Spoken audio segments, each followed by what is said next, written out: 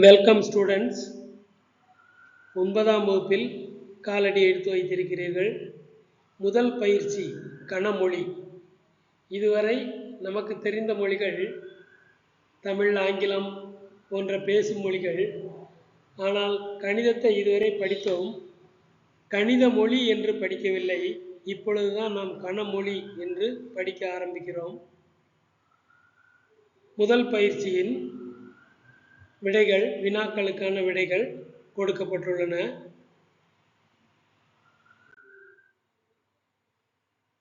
முதலில் கணத்தை கண்டறிந்தவர் ஜார்ஜ் கேண்டர். அதனால் இவரை கணங்களின் தந்தை என்கிறோம். ஜெர்மன் கணிதவியலாளர் ஜார்ஜ் கேண்டர் கணங்களின் கோட்பாடுகளை உருவாக்கினார். அதாவது பன்மையையும் ஒருமையாக காண வைப்பது கணம். இதுதான் மெயின். இவருடைய கோட்பாடுகளில் மெயினே பன்மையையும் ஒருமையாக காண வைப்பது. பன்மை அப்படின்னாப்போ உதாரணத்துக்கு மனிதர்கள், இது பன்மை. மனிதர்களுக்குள்ள சிறு குறைந்ததாக காட்டணும் அப்படின்னா மாணவர்கள். இந்த மாணவர்களுக்குள்ள இந்த வகுப்பின் மாணவர்கள், இந்த வகுப்பில் உள்ள மாணவர்களில் முதல் மதிப்பெண் வாங்கும் மாணவன். இந்த மாதிரி பன்மையிலிருந்து கொஞ்சம் கொஞ்சமாக குறைக்கிறதுக்கு பேர் தான் கணம். இதைத்தான் கணம் அப்படின்னா நன்கு வரையறுக்கப்பட்ட பொருட்களின் தொகுப்பு கணம் எனப்படும். நன்கு வரையறுக்கப்பட்ட பொருட்களின் தொகுப்பு கணம் எனப்படும். இந்த கணத்தின் உறுப்புகளை கண அடையாளம் படத்தில் காட்டியவாறு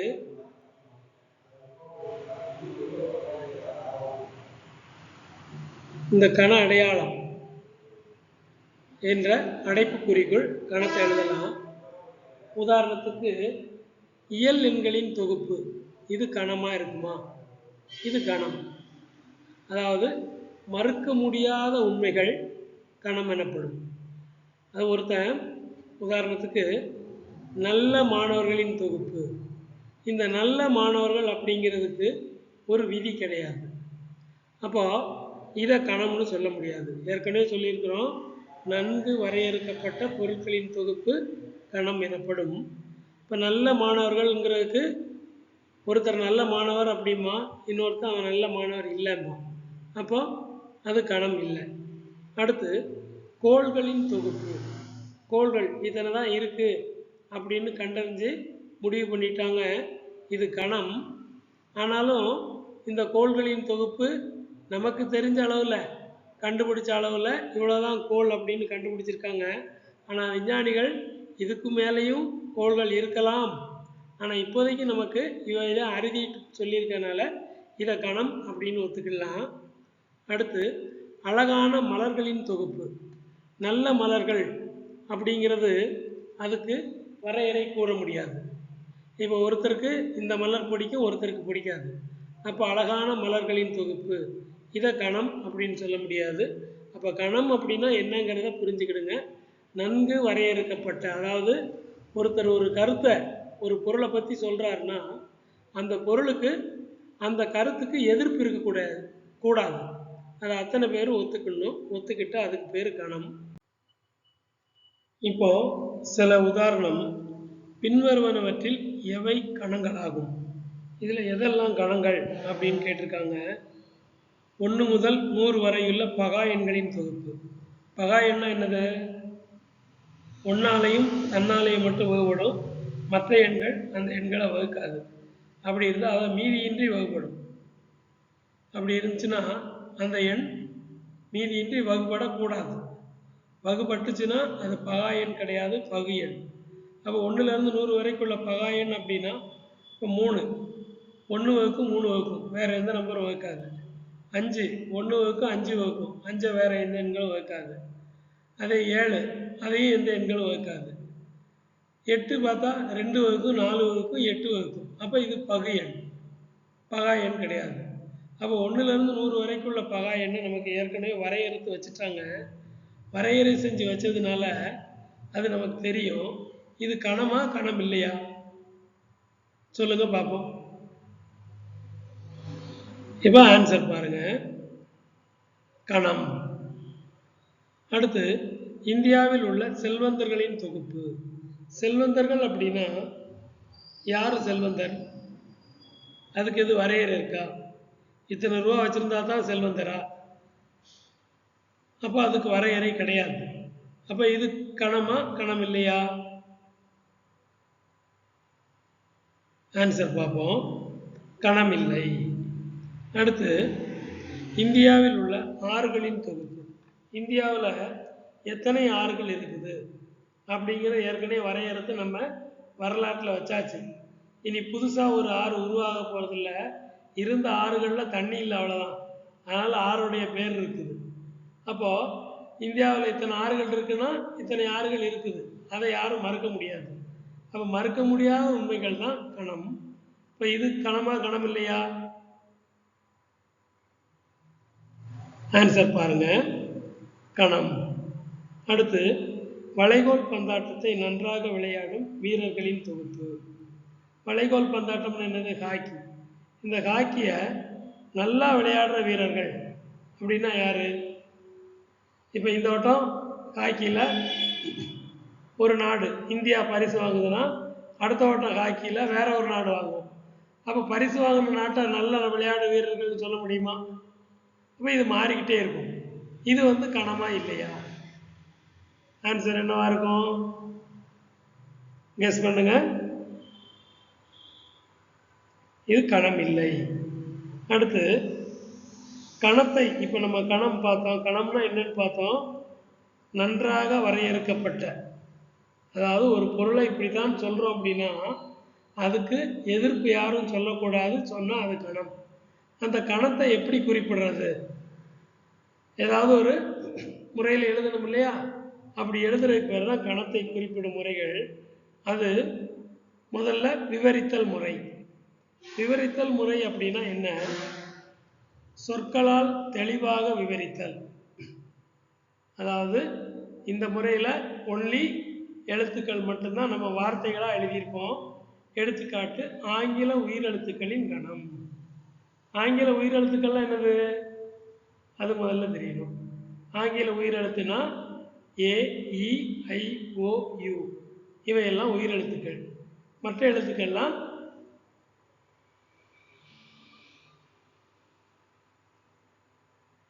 இருக்குது. இப்போ இந்த உயிரெழுத்துக்கள் இதை வார்த்தையாக எழுதியிருக்கோம், ஆங்கில உயிரெழுத்துக்களின் கணம்.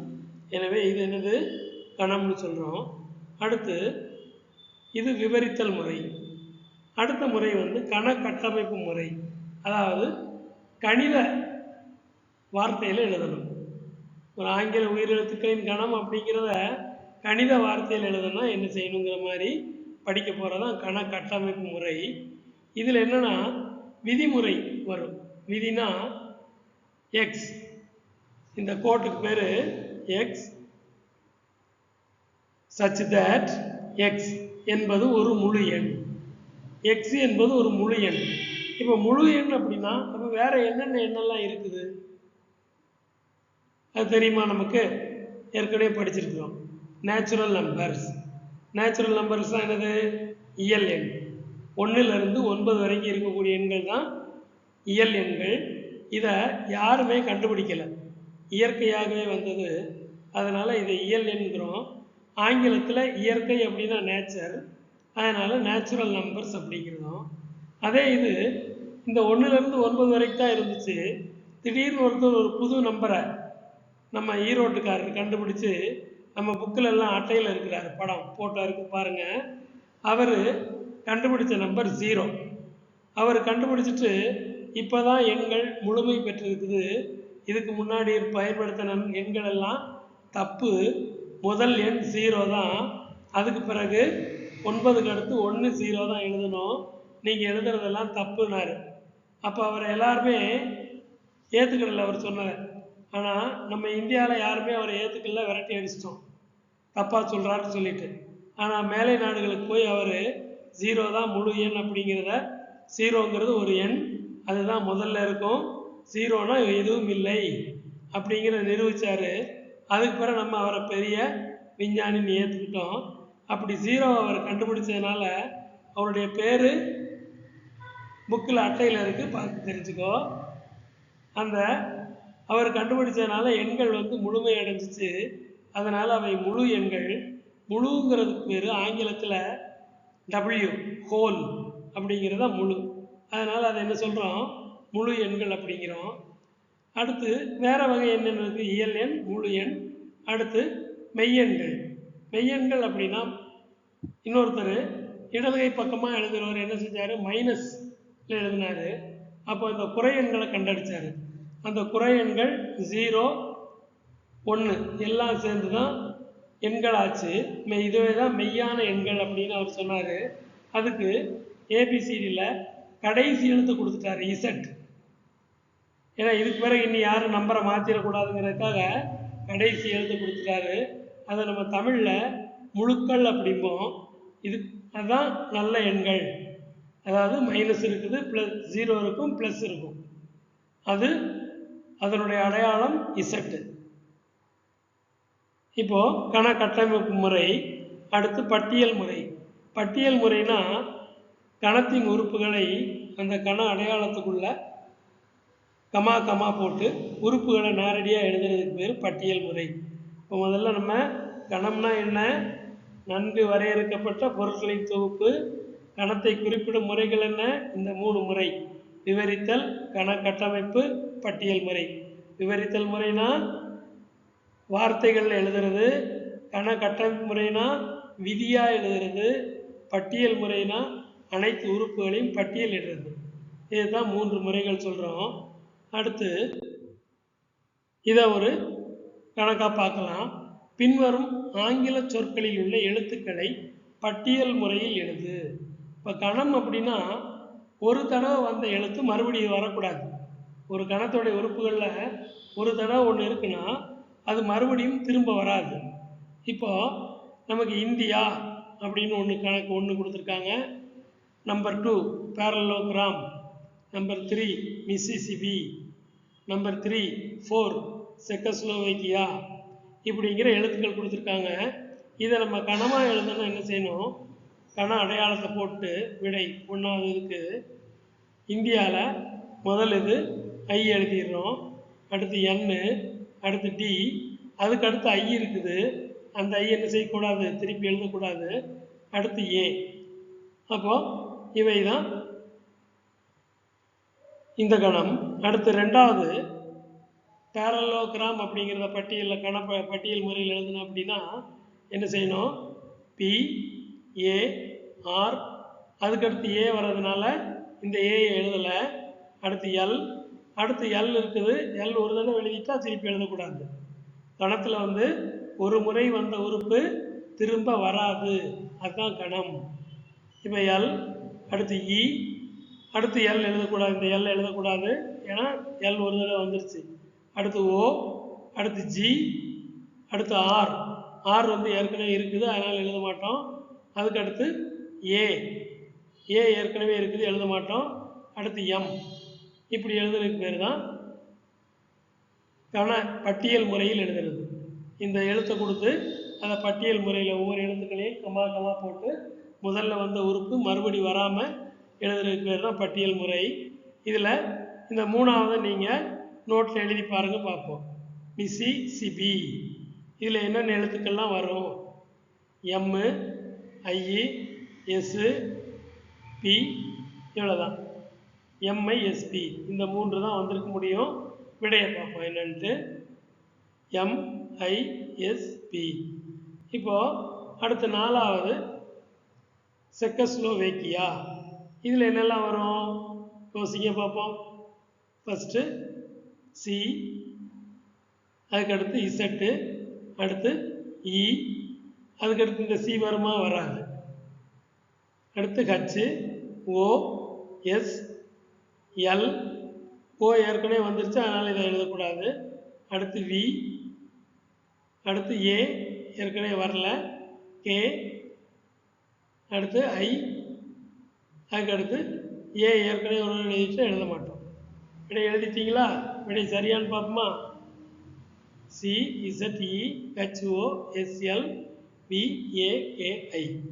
இப்போ இந்த மாதிரி 4 ஆன்சர் எழுதிட்டோம். அடுத்து மூணாவது கணக்கு என்ன கொடுத்துருக்காங்கன்னா, ஏங்கிற கணம் கொடுத்துருக்காங்க. அதில் உள்ள உறுப்புகள் 0, 3, 5, 8. பிங்கிற கணம் கொடுத்துருக்காங்க. அதில் 2, 4, 6, 10. மற்றும் சிங்கிற கணம் 12, 14, 18, 20 என்ற கணங்களை கொண்டு சரியா தவறா என கூறுக. இப்போ ஒரு கணத்தை இந்த உறுப்பு இந்த கணத்தில் இருக்கா, அது இல்லையா அப்படின்னு தான் கேட்க போகிறாங்க. இங்கே இப்போ நம்ம புதுமையாக ஒரு குறியீடு பார்க்க போகிறோம். அந்த குறியீடு என்ன, ஏற்கனவே கணத்தை குறிப்பிட்டதுக்கு நம்ம இந்த கண அடையாளம் பார்த்தோம். இதில் புதுமையான ஒரு குறியீடு 18. இந்த குறியீட்டுக்கு பேர் பிலாங்ஸ் சி. அதாவது இதனுடைய அர்த்தம் என்னன்னா, 18 பிலாங்ஸ் டு சி அப்படின்னா 18ங்கிற உறுப்பு சிங்கிற கணத்தில் இருக்குதா, சிங்கிற கணத்தில் இருக்குதா, இருக்குது. இந்த புது அடையாளத்தை நோட் பண்ணிக்கிடுங்க. இதுக்கு பேரு பிலாங்ஸ். இந்த அடையாளத்துக்கு பேரு பிலாங்ஸ் டு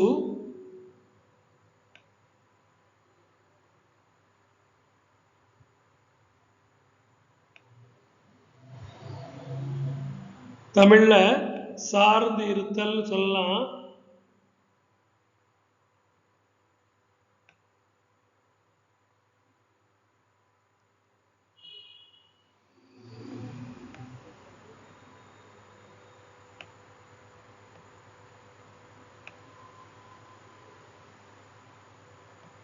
பிலாங்ஸ் டு, இந்த அடையாளத்துக்கு பேரு நமக்கு பிலாங்ஸ் டுன்னு சொல்றோம்.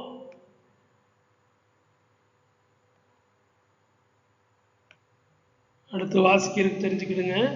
அதாவது 18 என்ற உறுப்பு சி என்ற கணத்தில் இருக்கிறதா, இது சரியா தவறா? 18ங்கிற உறுப்பு இருக்கா இல்லையா, இங்க நமக்கு இருக்குது. அப்ப என்னது, சரி. அடுத்து 6 என்ற உறுப்பு, இதுக்கு பேரு இந்த பிலாங்ஸ் போட்டு ஒரு அடிச்சிட்டோம் அப்படின்னா அதுக்கு பேரு நாட் பிலாங்ஸ்.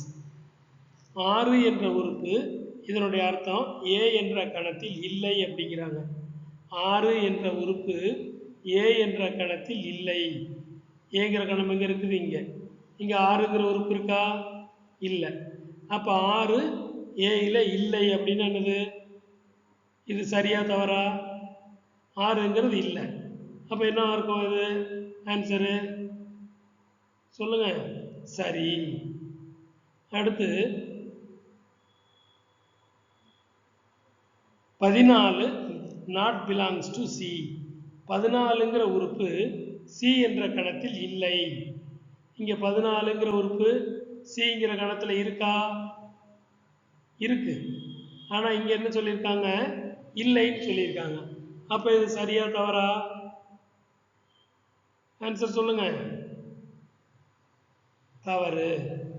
அடுத்து 10ங்கிற உறுப்பு பி என்ற கணத்தில் இருக்குதா, 10. இங்க பிங்கிற கணம் இங்க இருக்குது, 2, 4, 6, 10.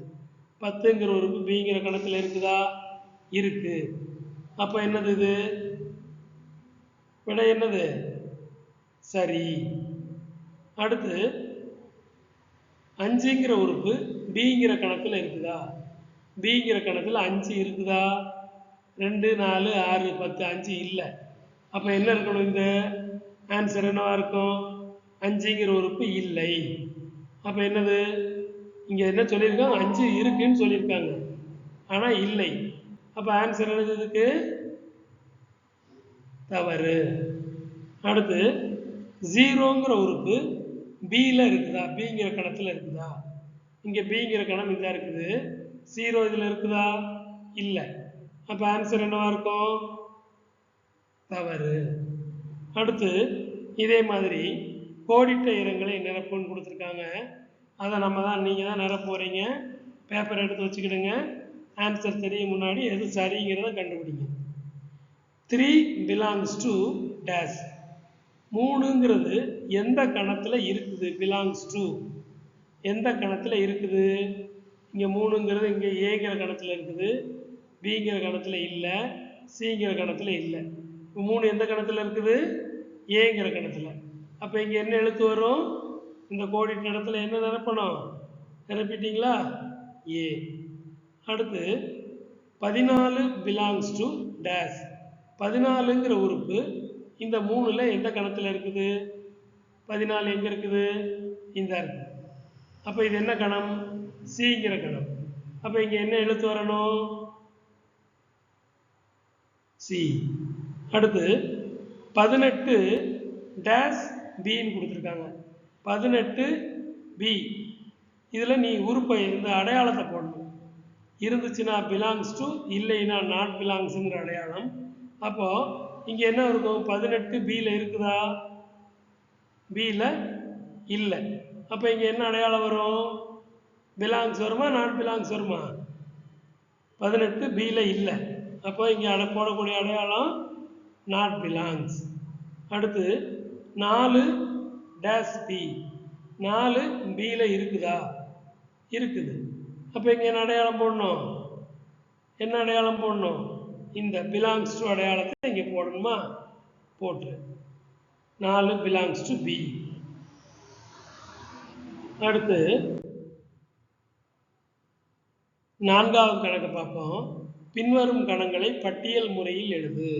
நம்ம ஏற்கனவே பட்டியல் முறைனா கண குறியீட்டுக்குள்ள உறுப்புகளை எழுதுறது தான் பண்ணிட்டோம். இப்போ ஏ ஈக்குவல் டு 20க்கும் குறைவான இரட்டைப்படை இயல் எண்கள். ஏன்னா என்னது? 20க்கும் குறைவான இரட்டைப்படை இயல் எண். இரட்டைப்படைனா என்ன நம்பர் வரும்? 2, 4, 6, 8, 10, 12 எல்லாமே இரட்டைப்படை இயல் எண். அப்போது 20க்கு குறைவான என்ன வரைக்கும் இருக்கணும்? 18 வரைக்கும் எழுதணும். எழுதுனா அதானது இரட்டைப்படை இயல் எண்கள். இப்போ 2, 4, 6, 8, 10, 12, 14, 16, 18 கண அடையாளத்துக்குள்ள எழுதிட்டா இதுதான் இரட்டைப்படை இயல் எண்களின் கணம். அடுத்து 2வது கணக்கு. இது என்ன முறை? விவரித்தல் முறைனா இந்த மாதிரி முழுமையாக எழுத்தாக இருக்கும். கண கட்டமைப்பு முறைனா இந்த மாதிரி இடையில ஒரு கோடு அல்லது இந்த 2 புள்ளி, இதுக்கு பேர் சச் தேட். இந்த மாதிரி புள்ளி வந்துச்சுன்னா அதுக்கு பேர் கண கட்டமைப்பு முறை. முதல்ல ஞாபகம் வச்சுக்கிடுங்க. கணக்குடைய உதாரணத்தை வச்சு ஞாபகம் வச்சுக்கிடுங்க. இது விவரித்தல் முறை. இந்த கொடுத்துருக்கிறது பட்டியல் முறை. இப்போ 2வது கணக்கு நம்மகிட்ட கேட்டிருக்காங்க. அது கட்டமைப்பு முறை அல்லது விதிமுறையில் கொடுத்துருக்காங்க. இங்கே என்ன சொல்லியிருக்காங்கன்னு பாருங்கள். Y such that Y equal to 1/2n. 1/2n என்னது? 2ஆல் n பெருக்கணும். ஆனால் n என்னன்னு நமக்கு சொல்லியிருக்காங்களா? 1 பெருக்கலாம், 2 பெருக்கலாம், 3 பெருக்கலாம், எதுனாலும் பெருக்கலாம். ஆனால் n பெருக்கணும். n என்னன்னு இந்த சொல்லியிருக்காங்க. n belongs to n. நம்ம ஏற்கனவே சொல்லியிருக்கோம். n அப்படின்னு கொடுத்தா அது என்னென்ன வகை நம்பர்? இயல் எண்கள் அப்படின்னு இருக்கும். இயல் எண்கள் என்ன இருக்கும்? 1லேருந்து இருக்கும், 0 இருக்காது. அப்போது இங்கே n எப்படி இருக்கணும்னு சொல்லியிருக்காங்க. n less than or equal to 5. 5க்கு கீழேயும் இருக்கணும். அப்போது n எதுலேருந்து இருக்கும்? 1லேருந்து 5 வரைக்கும் உள்ள எண்கள் தான் இந்த எண்ணில் வரும். 1லேருந்து 5 வரைக்கும் உள்ள எண்கள் அப்படின்னா இப்போ முதல்ல அந்த எண்ணுக்கு 1, 2, 3, 4, 5 இத்தனை மதிப்புகள் இருக்கும். இத்தனை முதல்ல நீ இந்த மாதிரி இதை பார்த்து எழுத தெரியணும். n less than or equal to 5னா n நேச்சுரல் நம்பர். அதில் எத்தனை உறுப்புகள் இருக்குது? 5க்கு கீழே உள்ள உறுப்புகள் இருக்குது. 5க்கு கீழே 1, 2, 3, 4, 5 தான் இருக்கும். அப்போ இந்த 1 தான் இனி இந்த ஃபார்முலாவில் ஒய் ஈக்குவல் டு 1/2n சொல்லியிருக்காங்க இல்லையா? இதுதான் அந்த ஒய்யோடைய மதிப்பை கண்டுபிடிக்கிறதுக்கு நமக்கு சமன்பாடு. இதில் நம்ம சப்ஸ்டியூட் பண்ண போகிறோம். இப்போ ஒய்யின் மதிப்புகள் முறையே 1/2 பெருக்கல் 1 போடுறோம். அடுத்து 1/2 பெருக்கல் என்னுடைய மதிப்பு இந்த 2 போடுறோம். அடுத்து 1/2 பெருக்கல் இந்த 3 போட்டிருக்கோம். அடுத்து 1/2 பெருக்கல் 4. அடுத்து 1/2 பெருக்கல் 5 போட்டோம். இப்போ இதெல்லாம் பெருக்கி வச்சா என்ன கிடைக்கும் நமக்கு? 2ஐயும் 1ஐயும் பெருக்கினா 2. எழுத அடுத்த நோட் பேப்பரில் எழுது. 1ஐயும் 2ஐயும் பெருக்கினா 2. 1/2. இங்கே என்ன வரும்? 1/4. 1/6, 1/8, 1/10. இப்போ இதுதான் நமக்கு பிங்கிற கணம். இந்த பிங்கிற கணத்துடைய உறுப்புகளை பட்டியல் முறையில் எழுதுறதுக்கு நமக்கு இந்த ஒரு கட்டமைப்பு முறை ரூலை சொல்லிட்டாங்க. அந்த ரூலை வச்சு நம்ம என்ன செஞ்சுருக்கிறோம், அந்த உறுப்புகளை கண்டுபிடிச்சி எழுதியிருக்கிறோம். அடுத்த கணக்கு எக்ஸ் such that எக்ஸ் என்பது ஒரு முழு கண எண் மற்றும் 27 <= எக்ஸ் <216. எக்ஸோடைய மதிப்பு வந்து எப்படி இருக்குதான், 27க்கு மேலே உள்ள கண எண் 216க்கு கீழே உள்ள கண எண். முதல்ல கண எண்ணா என்னது,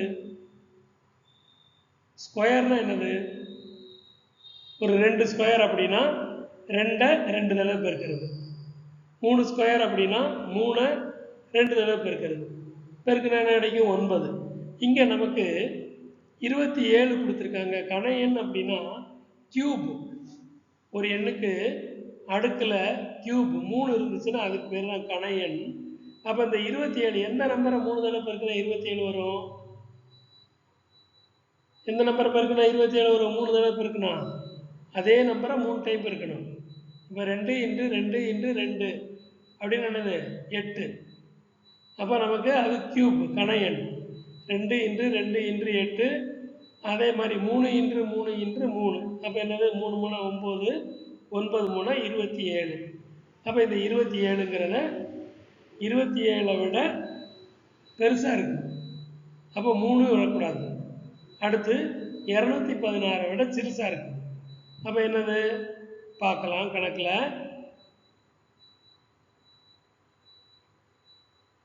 முழு கண எண்கள் அப்படின்னா 3 கியூப், அது 27.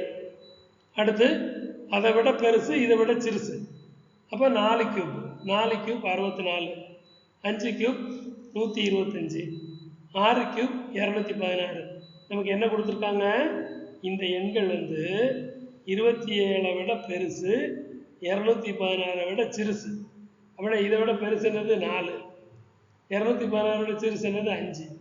அப்போ இந்த கணத்தின் உறுப்புகள் என்னவா இருக்கும் சொல்லு பார்ப்போம். 27 வராது, 216 வராது. அப்போ என்ன வரும், 4 5 மட்டும்தான் வரும். 27 மற்றும் 216 இடைப்பட்ட எண்கள் கேட்கப்பட்டுள்ளன.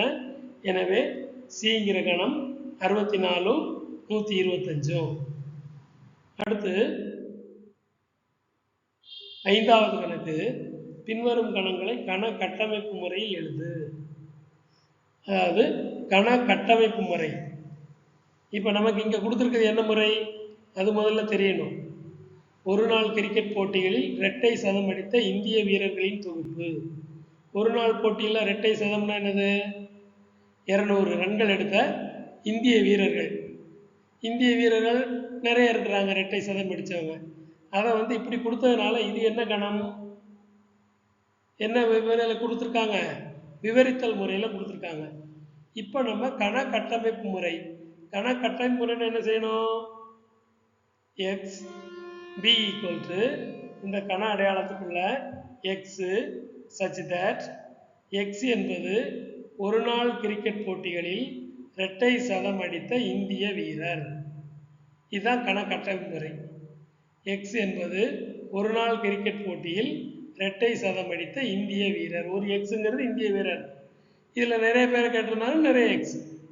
அப்போது இப்படி எழுதுறது தான் என்னது கட்டமைப்பு முறை. அடுத்து 2வது கணக்கு, C = 1/2, 2/3, 3/4 etc. இதில் இந்த எண் எப்படி போகுது, இது என்ன முறை, கணம் முதல்ல எப்படி கொடுத்துருக்காங்க சொல்லு பாப்பா. என்ன முறையில் கொடுத்துருக்காங்க, 3 முறை பார்த்தோம். விவரித்தல் முறை, கட்டமைப்பு முறை, பட்டியல் முறை. இங்கே உறுப்புகள் எல்லாம் கமா கமா போட்டு எழுதியிருக்கிறதால இது என்ன முறை, பட்டியல் முறை. இப்போ என்ன பண்ணுறோம், 1/2, 2/3, 3/4. இப்போ 1 இருக்குது, கீழே 2 இருக்குது. அடுத்து இந்த 2 மேலே போயிடுச்சு, அடுத்த நம்பர் 3 வந்துருச்சு. அடுத்து 3 மேலே போயிடுச்சு, அடுத்த நம்பர் 4 வந்துருச்சு. அப்போ என்னது, இதை n வச்சுக்கிட்டோம்னா மேலே n, கீழே n+1. அடுத்து இந்த n+1 இங்கே இங்கே என்னது, அடுத்து இது n1ன்னு வச்சுக்கிட்டோம்னா இது n+1, n2ன்னு வச்சுக்கிட்டோம்னா n+1 3 ஆயிரும், n3ன்னு வச்சோம்னா n+1 4 இருக்கும். அப்போ மேலே உள்ள நம்பரை விட ஒரு நம்பர் கூடணும் இது. அப்போ இதை எப்படி எழுதணும், x such that x equal to மேலே உள்ள எண்களை nன்னு வச்சுக்கிறோம், கீழே உள்ள எண்ணை n+1ன்னு வச்சுக்கிறோம். இங்கே n வந்து எங்கே இருக்குது, எல்லாம் ஒன்றுலேருந்து தான் ஆரம்பிக்குது. அதனால் இது என்னது, இயல் எண், n belongs to n. இப்படி எழுதணும். இதுதான் என்னது, கண கட்டமைப்பு முறை. இந்த பட்டியல் முறையிலேருந்து இப்படி எழுதியிருக்கோம். அடுத்து ஒரு ஆண்டில் உள்ள தமிழ் மாதங்களின் தொகுப்பு, இதையும் கட்டமைப்பு முறையில் எழுத சொல்லியிருக்காங்க. அப்போ என்ன செய்யணும், இங்கே வந்து கட்டமைப்புனால என்னது, 2 டாட் வரணும், எக்ஸ் சச் தட் எக்ஸ் இருக்கணும், கண அடையாளம் இருக்கணும். அப்போ என்ன செய்வோம், D equal to X such that X என்பது ஒரு ஆண்டில் உள்ள தமிழ் மாதம். இங்கே தொகுப்புன்னு கொடுத்துருக்காங்க. நம்ம என்ன செய்ய போகிறோம், ஒரு எக்ஸுங்கிறது ஒரு தமிழ் மாதம், அடுத்து x1 இருந்துச்சுன்னா 2வது மாதம், x2 இருந்துச்சுன்னா 3வது மாதம். அப்போ ஒரு தமிழ் மாதம் அப்படின்னு போட்டுருக்கோம். இங்கே எக்ஸுங்கிறது ஒருத்தரோட ஒன்றை தான் மீன் பண்ணியிருக்கோம். அப்போது இந்த எக்ஸ் எத்தனை மாதம்ங்கிற நம்ம கடைசியில் இதில் கொடுக்கணும், கட்டமைப்பில் கொடுத்தோம்னா நமக்கு அதை எழுதலாம். இப்போது இதுதான் கட்டமைப்பு முறை. கட்டமைப்பு முறைனா 2 டாட் வரணும், எக்ஸ் சச் தட் எக்ஸ் அந்த இருக்கிறத அப்படியே எழுதிடணும். அடுத்து 4வது கணக்கு, 9க்கும் குறைவான ஒற்றை முழு எண்களின் கணம். 9க்கும் குறைவான ஒற்றை முழு எண்கள் என்னது, 9க்கு கம்மியாக இருக்கக்கூடிய முழு எண். ஞாபகம் வச்சுக்கிடுங்க, நேச்சுரல் நம்பர்னா 1லேருந்து, முழு எண்ணா 0லேருந்து. அப்போது 9க்கு குறைவான என்னது, 0லேருந்து 8 வரைக்கும். அதுதான் என்ன செய்ய போகிறோம், இதை நம்ம கட்டமைப்பு முறையில் தான் எழுதுகிறோம். அதனால் நமக்கு நம்பர் எழுத தேவையில்லை. சச் தட் எக்ஸ் என்பது 9ஐ விட குறைவான ஓர் ஒற்றை முழு எண். அடுத்த கணக்கு பார்க்க போகிறோம், 6வது கணக்கு. பின்வரும் கணங்களை விவரித்தல் முறையில் எழுது. விவரித்தல் முறைனா என்னது, கவனிங்க. P equal to January, June, July. இது முதல்ல என்ன முறை, பெயர்களை கமா கமா கொடுத்து கண அடையாளத்துக்குள்ளே கொடுத்துருக்காங்க. அப்படி பட்டியலிட்டு இருந்தால் அதுக்கு பேர் இது பட்டியல் முறை. இங்கே ஜனவரி, ஜூன், ஜூலை ஆங்கில மாதங்கள் இந்த 3 மாதத்தை மட்டும் கொடுத்துருக்காங்க. இதை எப்படி நம்ம எழுதுறது, ஜா, இதுவும் ஜா, இதுவும் ஜா. அப்போ இதை நம்ம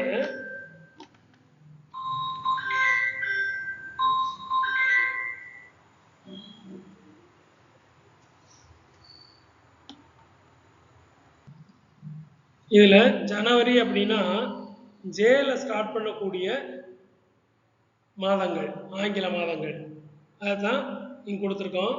அப்போ இதை விவரித்தல் முறை தானே, கதையாக எழுதிட போகிறோம், வார்த்தைகள் எழுத போகிறோம். பி ஈக்குவல் டு ஜா அல்லது ஜே என்ற எழுத்தில் தொடங்கும் ஆங்கில மாதங்களின் கணம். அடுத்து 2வது கணக்கு. இந்த என்ன முறையில் கொடுத்துருக்காங்க, பட்டியல் முறை கொடுத்துருக்காங்க. 7, 11, 13, 17, 19, 23, 29. இது என்ன எண் அப்படிங்கிறது முதல்ல நமக்கு தெரியணும். இது என்ன எண், ஒற்றைப்படையா? 7, 11 ஒற்றைப்படைன்னு சொல்ல முடியாது, 9 வரணும், அதுவும் இல்லை. அப்போ ஏற்கனவே நம்ம முதல்ல படிச்சிருக்கோம், பகு எண் பகா எண். இது வந்து 7, 11 ஒன்னாலையும் தன்னாலையும் மட்டும் வகுப்பட்டால் அது பகா எண். இப்போ நமக்கு இங்கே 29 எதால் வகுப்படும்,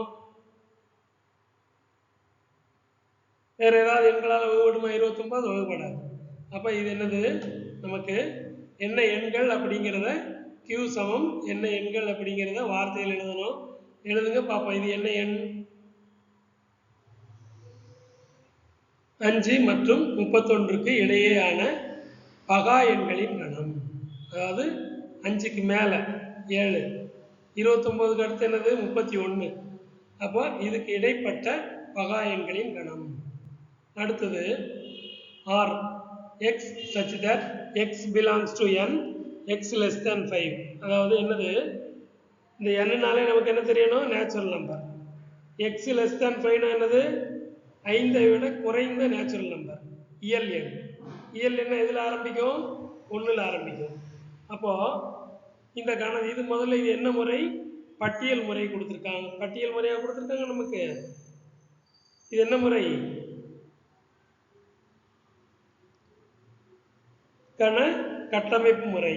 இந்த கட்டமைப்பு முறையில் இருக்கிறத நம்ம இந்த மாதிரி விவரித்தல் முறையில் எழுத சொல்லியிருக்காங்க. விவரித்தல் முறையில் எழுதணும் என்ன செய்யணும், 5ஐ விட குறைவான இயல் எண்கள் அப்படிங்கிறத எப்படி எழுதணும், எழுதுங்க பார்ப்போம். விடை ஆர் 5ஐ விட குறைவான இயல் எண்களின் கணம். இப்போ பயிற்சி 1.1 உள்ள அத்தனை கணக்குகளுக்கும் விடை கண்டுபிடிச்சாச்சு. அடுத்து 4வது எக்ஸ் such that எக்ஸ் ஒரு ஆங்கில மெய்யெழுத்து. எக்ஸுங்கிறது ஒரு ஆங்கில மெய்யெழுத்து. மெய்யெழுத்துன்னா என்னது, நம்ம ஏற்கனவே உயிரெழுத்துனா என்னன்னு பார்த்துருக்கோம், ஞாபகம் இருக்குதா, சொல்லு பார்ப்போம். ஆங்கில உயிரெழுத்து என்னது தெரியுமா, ஞாபகத்தில் இருக்குதா, இல்லை. ஏ இ ஐ ஓ யூ, இது என்னது உயிரெழுத்து. அப்போ மெய்யெழுத்துனா என்னது, இப்போ ஆங்கில மெய்யெழுத்துனா அப்போ என்னது, AEIOU இல்லாத மற்ற எழுத்து. அப்போ இதை அப்படி நம்ம என்ன செய்யணும், விவரித்தல் முறையில் தான் எழுத சொல்லியிருக்காங்க. விவரித்தல் முறையில் எப்படி எழுதியிருக்கணும், இப்போ நம்ம எஸ் ஈக்குவல் டு ஆங்கில மெய்யெழுத்துக்களின் கணம். படிச்சுக்கிடுங்க. படிக்கும்போதே பேப்பர் வச்சு ஒர்க் அவுட் பண்ணி பார்த்துட்டு இந்த பயிற்சியை பாருங்கள். மேலும் இது இருந்துச்சுன்னா சேனலை சப்ஸ்கிரைப் பண்ணிட்டா அடுத்தடுத்த பகுதிக்கான பாடங்கள் வரும், பார்த்துக்கிடலாம்.